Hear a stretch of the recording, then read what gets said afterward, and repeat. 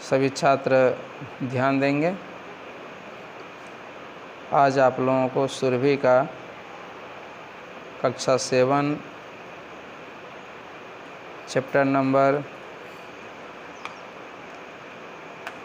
6 का अभ्यास आप लोगों को बताने जा रहे हैं।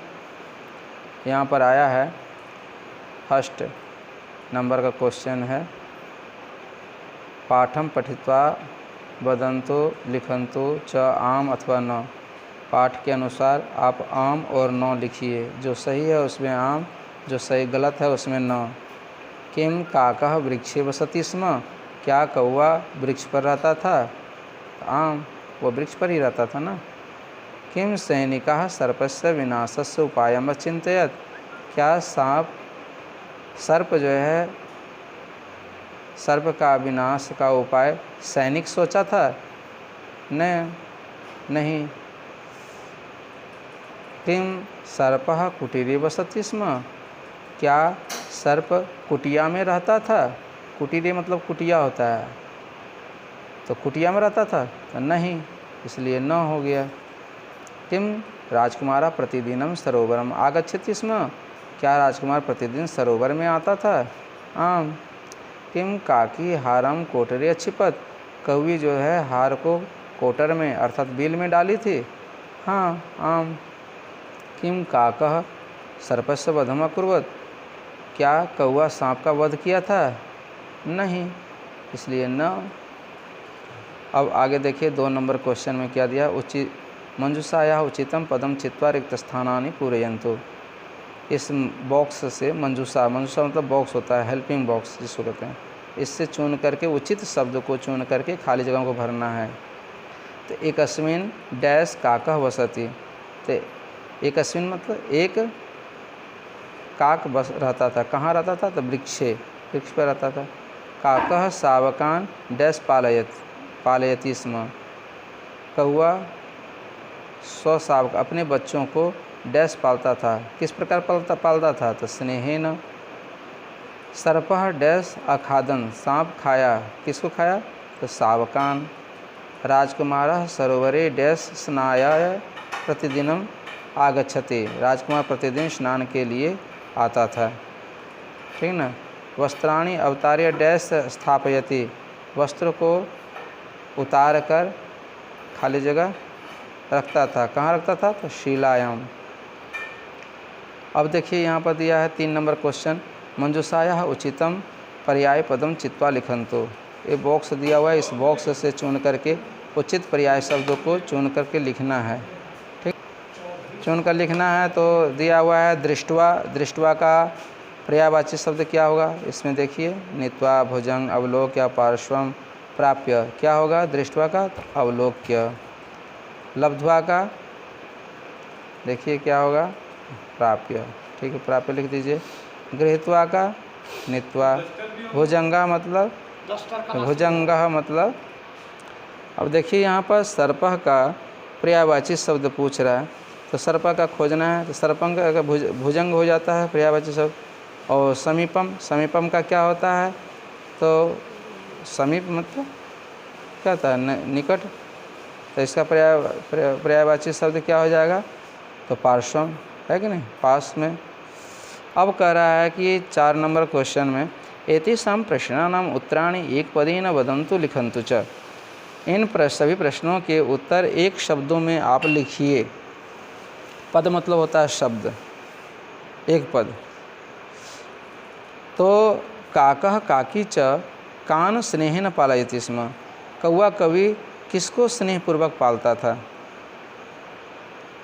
किसको पालता था? एक पद में लिखना है। तो शावकान। सर्पः कान अखादत। सर्प किसको खा गया था? तो शावकान। यहाँ पर भी शावकान। ठीक है ना। राजकुमार कुत्र वस्त्राणि स्थापयति। राजकुमार कहाँ पर वस्त्र को रखता था? तो शिलायाम। शिलायाम कर दीजिए। अब दिया है काकी चंचवा किम धृत्वा कोटरे क्षिपत। कौवी जो थी चोंच में क्या लेकर के बिल में डाली थी? तो हारम। हार ही डाली थी ना। सैनिका काम अनुसरन्तः अगच्छन्, सैनिक किसको पीछा करते हुए गया था? तो काकिम। सैनिकाः कोटरे कम अपश्यन्, सैनिक बिल में क्या देखा था? तो कृष्ण सर्पम, इसे सर्पम कर दीजिएगा। उसमें 5 नंबर में देखिए, एतेषां प्रश्नानाम् उत्तराणि पूर्णवाक्येन वदन्तु लिखन्तु च। इन प्रश्नों के उत्तर को पूर्ण वाक्य में लिखना है, बोलना है, अभ्यास करना है कि नहीं। सर्पः शावकान् दृष्ट्वा किम अचिन्तयत्, सांप जो है बच्चों को देखकर, कौवे के बच्चों को देखकर क्या सोचा था? तो सर्पः शावकान् दृष्ट्वा अचिन्तयत् अहम अवश्यमेव एतान् शावकान् भक्षयिष्यामि, मैं इन सब बच्चों को जरूर खाऊंगा, यही सोचा था ना। दूसरा क्वेश्चन देखिए, कः सर्पस्य विनाशस्य उपायम् अचिन्तयत्, कौन सांप का विनाश का उपाय सोचा था? तो काकः सर्पस्य विनाशस्य उपायम् अचिन्तयत्, है कि नहीं। 3 नंबर देखिए, सर्पम मृतम दृष्ट्वा काकः काकी च कीदृशो अभवताम्, सांप को मरा हुआ देखकर काकी और कौवा कौवी किस प्रकार हो गया था? तो कह रहा है सर्पम मृतम दृष्ट्वा काकः काकी च निश्चिंतो अभवताम्, निश्चिंत हो गया था, अब उससे डर, किसी चीज़ का डर नहीं था। 4 नंबर में, के सर्पस्य वधम अकुर्वन्, कौन सांप का वध किया था? तो सैनिका, क्या हो जाएगा? सैनिकाः सर्पस्य वधम अकुर्वन्। उसका 5 नंबर देखिए, वृक्षस्य कोटरे कः वसति स्म, वृक्ष के वो जो बील था, खोड़र था, उसमें कौन रहता था? तो वृक्षस्य कोटरे कृष्ण सर्पः वसति स्म।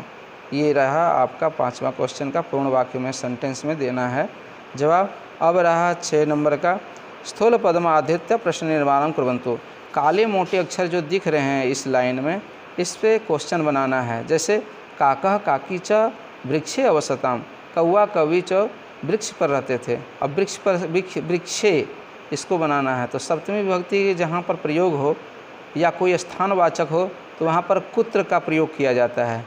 तो जैसे काका काकी च कुत्र अवसताम, कौवा कौवी कहाँ रहते थे, ऐसा प्रश्न करेंगे तो आंसर आ जाएगा वृक्षे।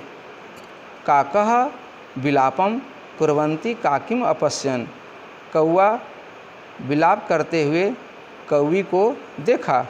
अब कौवी की जगह पर क्वेश्चन बनाना है तो द्विवचन का रूप है, तो क्वेश्चन मार्क वाला शब्द द्विवचन का यहाँ पर लिखेंगे।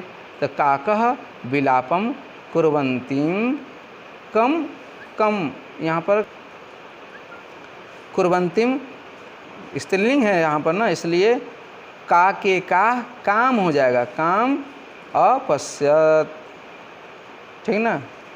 उसके बाद हम लोग चलते हैं 3 नंबर 6 का 3, राजकुमारा प्रतिदिनम सरोवरम आगच्छति, राजकुमारः सरोवरम प्रतिदिनम। तो जहाँ पर प्रथमा विभक्ति का प्रयोग रहेगा, विसर्ग लास्ट में रहता है, वहाँ पर विसर्ग वाले प्रथमा विभक्ति का ही प्रयोग करेंगे। तो जैसे किम प्रश्नवाचक शब्द क्या है? कह, पुल्लिंग में क्या बनता है? कह, स्त्रीलिंग में का और नपुंसकलिंग में किम। तो यहाँ पर पुल्लिंग है इसलिए यहाँ पर कह हो जाएगा। कह प्रतिदिनम सरोवरम आगच्छति, कौन प्रतिदिन सरोवर आता था? आंसर अपने आप आ जाएगा राजकुमारः। इसी तरह 5 नंबर में देखिए, सैनिकाः कोटरे कृष्ण सर्पम अपश्यन्, सैनिक कोटरे मतलब बील में, कृष्ण सर्पम अपश्यन्, कृष्ण सर्प काले सर्प को देखा। अब यहाँ पर देखिए कोटरे आया है, जैसे ऊपर में दिया था, हम बताए थे सप्तमी विभक्ति का जहाँ पर प्रयोग हो या तो कोई स्थानवाचक शब्द हो तो ऐसे जगह पर कुत्र का प्रयोग करते हैं। ये बहुत सामान्य सी बात है, दिमाग में रखना है हमेशा। सैनिकाः कुत्र कृष्ण सर्पम अपश्यन्, सैनिक कहाँ पर कृष्ण सर्प को देखा? आंसर आ जाएगा कोटरे। कृष्ण सर्पम मृतम दृष्ट्वा काकः काकी च निश्चिंतो भवताम। अब देखिए यहाँ पर कौवा कौवी 2 है, इसलिए प्रथमा विभक्ति का द्विवचन का रूप क्वेश्चन वाले शब्द में भी लगाना है। कौवा कौवी है, निश्चिंतो द्विवचन का है, इसी तरह निश्चिंतो जब क्या करेंगे द्विवचन वाला को पुल्लिंग में क्या बन जाएगा? कह कौ, तो कौ वाला लिख देंगे, रूप लिख देंगे।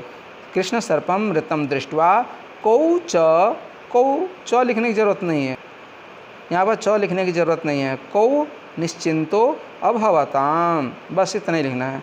कृष्ण सर्पम मृतम दृष्ट्वा कौ निश्चिंतो अभवताम। ये रही आप लोगों का, यहाँ तक हो गया। इस एक और है, इसमें लेखक ने क्या किए हैं, बच्चों को परीक्षा करना चाहते हैं कि बच्चे को पूरा समझ में आया कि नहीं आया। जैसे इसमें दिया अधोलिखित वाक्यानि कथा क्रमानुसारम लिखंतो। अधोलिखित वाक्यों को कथाक्रम में लिखना है। तो इसको आपको पढ़िए पहले। काका काकी च शावकान स्नेहिन पालयता स्म, सर्पः शावकान अखादत्, वृक्षे काका काकी च वसता स्म।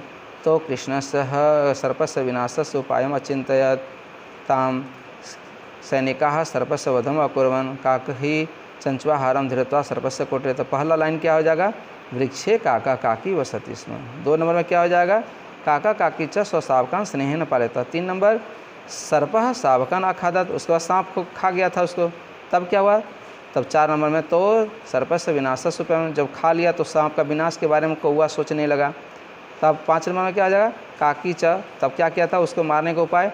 तो कौवे जो है हार को चोंच में ले करके और उसके सांप के बिल में डाल दिया था। उसके बाद सैनिकाः सर्पस्य वधम् अकुर्वन्। इस प्रकार आप लोग इसको पूरा कर लेंगे। धन्यवाद।